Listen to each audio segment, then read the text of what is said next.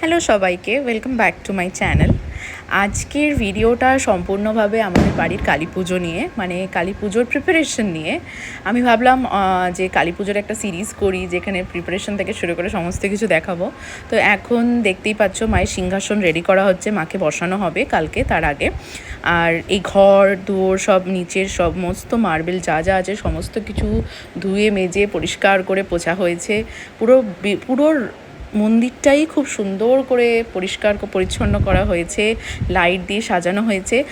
দুঃখের বিষয়, আমার মা বাবার অসহ্য পড়ে গেছেন, আমাদের এক আত্মীয় মারা গেছেন বলে, যার জন্য ওরা কোনো কিছুই করতে পারবে না, মন্দিরে উঠতে পারবে না। তো বাবা নিচে বসে বসে সমস্ত ইনস্ট্রাকশন দিচ্ছে, আর বাবার বন্ধু বান্ধবরা আত্মীয় স্বজনরা সবাই মিলে হেল্প করছে। আর আমি থাকবো, অর্ক থাকবে, আমার ছোটো পিসি থাকবে, আমরা থাকতে পারবো যেহেতু আমাদের বিয়ে হয়ে গেছে। তো এইভাবেই প্রিপারেশন চলছে, তোমরা দেখতে থাকো আর ওয়েট করো আমার নেক্সট সিরিজের জন্য। আশা করছি তোমাদের ভালো লাগবে। Thank you for watching.